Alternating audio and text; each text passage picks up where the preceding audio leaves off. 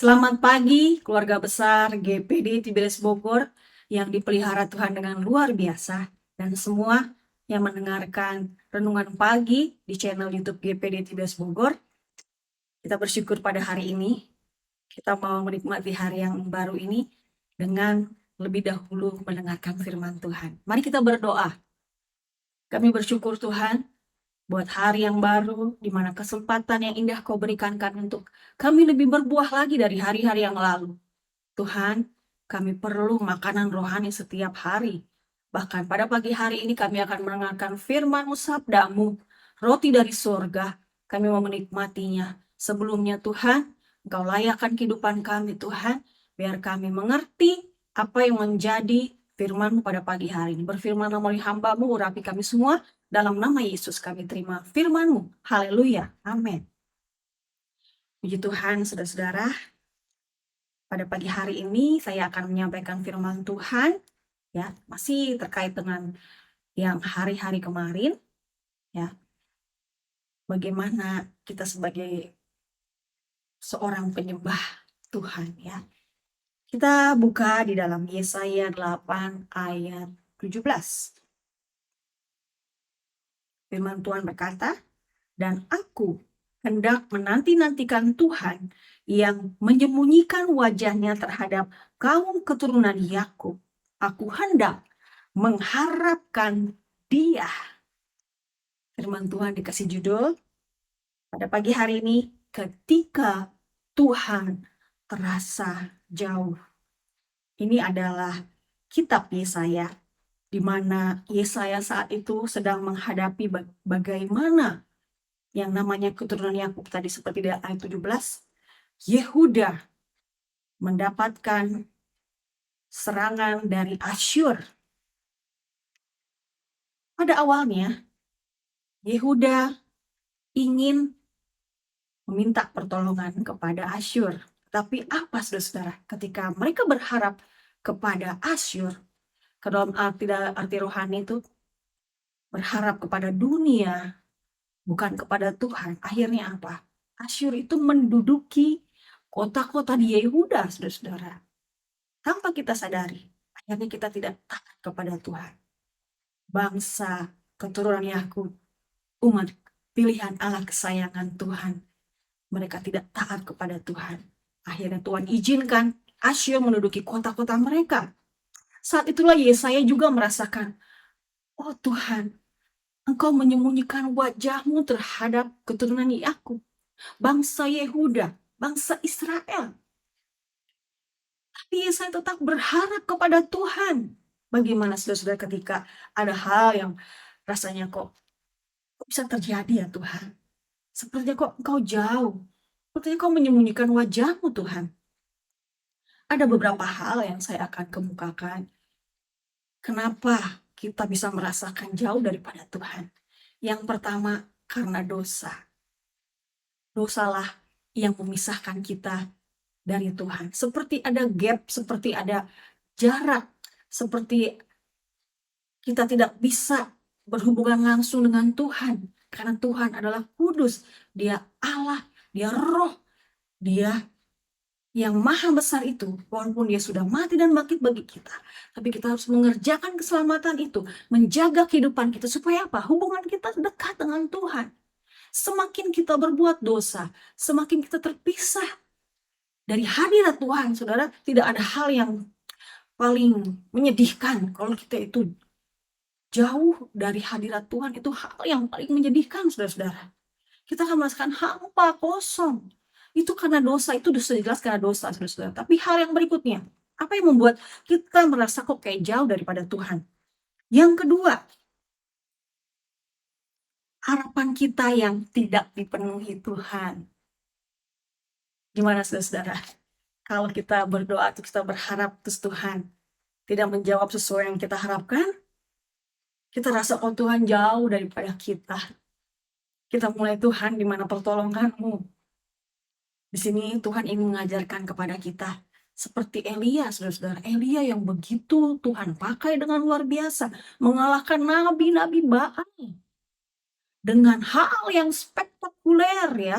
Tuhan kirimkan api dari surga. Tapi setelah itu, saudara tahu kan bagaimana ceritanya Ratu Isabel? Dia mengancam Elia, seorang wanita yang berkuasa ingin mengancam Elia. Elia takut, saudara-saudara. Disitulah dia mulai bersembunyi dalam gua. Dia merasakan kesepian, dia merasakan Tuhan jauh. Dia merasakan ingin mati rasanya. Dia berharap Tuhan datang dengan angin, dengan api, tapi tidak seperti itu. Coba saudara kalau kita baca ya, di dalam 1 Raja-Raja pasalnya ke-19, 1 Raja-Raja pasalnya yang ke-19, ayat 11 sampai 13. Lalu firman-Nya, keluarlah dan berdiri di atas gunung itu di hadapan Tuhan. Maka Tuhan lalu angin besar dan kuat yang membelah gunung-gunung dan memecahkan bukit-bukit batu mendahului Tuhan. Tetapi tidak ada Tuhan dalam angin itu. Dan sesudah angin itu datanglah gempa. Tetapi tidak ada Tuhan dalam gempa itu. Ayat 12. Dan sesudah gempa itu datanglah api. Tetapi tidak ada Tuhan dalam api itu. Dan sesudah api itu datanglah bunyi angin sepoi-sepoi basah. Seringkali kita ingin mengharapkan pertolongan Tuhan dengan harapan kita. Harapanku ini Tuhan. Engkau harus memenuhi harapanku. Kalau tidak, berarti engkau tidak ada. Engkau tidak hadir. Seperti Nabi Elia yang nabi besar itu yang sudah melakukan mujizat, saudara-saudara. Tetapi dia bersembunyi dalam gua karena ketakutan dengan Isabel. Dia mulai merancang-rancang dengan pikirannya, dengan pandangannya bahwa Tuhan itu pasti datang dengan hal yang luar biasa. Tetapi tidak. Ternyata Tuhan datang dengan angin sepoi-sepoi basah. Cara Tuhan itu banyak, saudara. Jadi jangan kita patokan dengan harapan kita. Kita itu manusia terbatas yang punya pandangan terbatas, saudara-saudara. Tapi Tuhan punya pandangan ke depan, jauh. Dia tahu harapan mana yang terbaik sesuai dengan kebutuhan kita. Jangan kita berpikir bahwa Tuhan itu jauh daripada kita, saudara-saudara. Sehingga saudara mulai lemah seperti Elia. Mari, saudara-saudara. Jangan seperti Elia. Walaupun saat itu Elia terus dibimbing Tuhan sampai dia kuat kembali. Tuhan pun akan seperti itu, saudara-saudara. Tunggu waktunya Tuhan dengan caranya, saudara-saudara. Itu yang kedua. Yang ketiga, persoalan yang tidak terselesaikan. Ketika persoalan tidak terselesaikan, kita merasa Tuhan jauh, saudara-saudara. Padahal Tuhan tidak pernah jauh, tidak pernah meninggalkan kita. Contohnya, seperti Yohanes dalam saat dia di penjara, dia mulai bertanya, apakah engkau itu Yesus, Mesias yang akan datang, atau orang lain? Dia sempat meragukan Yesus. Dalam ayat Matius 11, ayat 2-6, saudara bisa baca, situ Yohanes Pembaptis diyakinkan oleh Yesus akhirnya. Lalu, yang keempat, pertanyaan-pertanyaan yang tidak terjawab. Ketika kita punya masalah, menghadapi masalah, lalu kita bertanya kepada Tuhan, Tuhan, kenapa masalah ini sudah terjadi? Kadang Tuhan bilang, oh ya, karena begini, Tuhan mau bekerja di dalam masalahmu. Misalkan, Tuhan mau ingin orang lain bertobat dalam hidupmu. Tuhan ingin kau bertobat melalui kehidupan orang lain dengan masalah-masalah yang kau hadapi. Banyak. Tapi ada kalanya juga Tuhan tidak memberikan penjelasan kepada kita. Mengapa masalah itu bisa terjadi? Kita mulai bertanya, kenapa sih Tuhan bisa terjadi gini? Kenapa Tuhan? Apa penyebabnya Tuhan? Kita sering bertanya. Padahal ada hal-hal tertentu yang Tuhan tidak akan ungkapkan. Saudara baca di dalam Ulangan, pasalnya yang ke-29. Ulangan pasalnya yang ke-29, ayat 29 ya. 29 ya.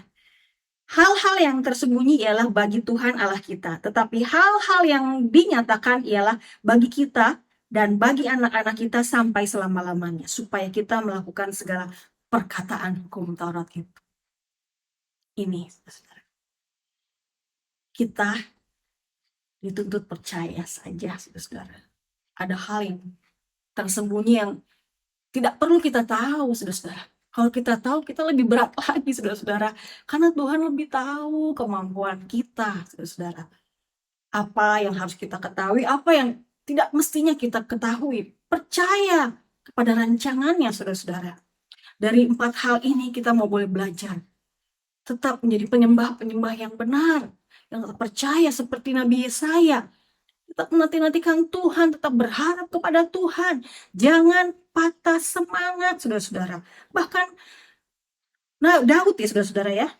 Daud yang suka memuji Tuhan. Dalam Mazmur 38 ayat 19 sampai 22, saya rindu membacakan ini. Mazmur 38 ayat 19 sampai 22.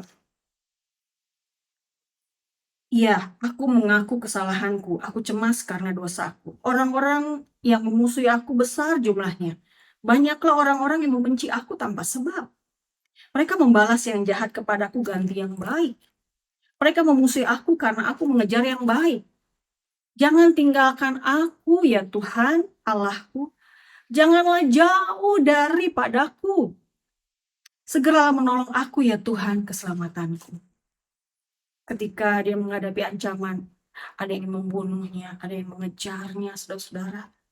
Dalam kehimpitannya, dia juga merasakan seperti itu. Dia seorang pemuji, dia seorang penyembah. Tapi dalam kelemahannya dia bisa seperti itu. Kita pun bisa seperti itu, saudara-saudara. Tapi kita mau belajar dari apa yang kita alami. Kita boleh mengenal Tuhan lebih dalam lagi. Kita bersyukur ya, kita hidup dalam masa anugerah. Zaman anugerah di mana Yesus sudah mati dan bangkit bagi kita yang akan kita rayakan sebentar lagi, saudara-saudara. Mengenallah kuasa kematian dan kebangkitannya di dalam Filipi 3 ayat 10-11. Yang kukendaki mengenal kuasa kematiannya, menyatu dengan kematiannya, sehingga aku boleh bangkit seperti Yesus bangkit. Kita pun seperti itu tuh. Tuhan mengizinkan apapun yang terjadi dalam kehidupan kita, dia tidak pernah tinggalkan kita sendiri. Kalau dia sudah mati bagi kita, dia bangkit bagi kita. Dia sudah menang atas maut, menang atas iblis. Kalau kita ikuti jalan kebenaran itu, firman-Nya, kita akan menang, saudara-saudara. Kita akan menjadi penyembah-penyembah yang melakukan hal yang benar, menyembah dalam roh dan kebenaran. Kita akan menghadapi kemenangan demi kemenangan walaupun masalah itu datang dalam kehidupan kita. Walaupun kita merasakan seperti Tuhan jauh, Tuhan tidak pernah jauh, saudara-saudara. Dia Allah Immanuel yang selalu beserta dengan kita. Kalau saya baca dalam Mazmur 139 ayat 7-10, di sini pemazmur mengatakan, aku gak bisa pergi dari roh-Mu, menjauhi roh Tuhan. Kemanapun aku pergi, Engkau ada, saudara-saudara. Dalam lembah kekelaman Tuhan ada. Dalam puncak gunung Tuhan ada. Dalam kesendirian saudara Tuhan ada. Dalam permasalahan saudara Tuhan ada. Tetap percaya, tetap jadi penyembah yang melakukan kebenaran. Menyembah Tuhan dalam roh dan kebenaran. Maka kita akan menjadi pemenang-pemenang dalam Tuhan. Dan Tuhan tidak pernah jauh dalam kehidupan kita. Amin. Firman Tuhan, kita berdoa. Kami bersyukur buat firman Tuhan yang mengingatkan kami. Kami tidak pernah ditinggalkan Tuhan. Kalau kami merasa jauh daripada Tuhan, ampuni kami kalau kami terkadang yang menjauhkan Tuhan dengan pemikiran kami, dengan pandangan kami Tuhan, dengan apa yang menjadi pikiran-pikiran yang sepertinya kami jauh daripada Tuhan. Engkau menjauhi kami Tuhan. Ampuni kami Tuhan. Kalau kami juga punya pikiran negatif Tuhan, biar kami semakin mengenal Engkau. Terima kasih Engkau sudah mati dan bangkit bagi kami Yesus. Engkau yang sudah memberikan kemenangan bagi kami. Kami pasti menang sepanjang hari dan seterusnya. Kami berjalan dalam pimpinan roh dan firman. Terima kasih Tuhan, lindungi kami sepanjang hari ini. Berkati kami dengan segala aktivitas kami. Dalam nama Yesus kami sudah berdoa dan menerima firman-Mu. Haleluya. Amin. Selamat beraktivitas. Tuhan Yesus menyertai kita.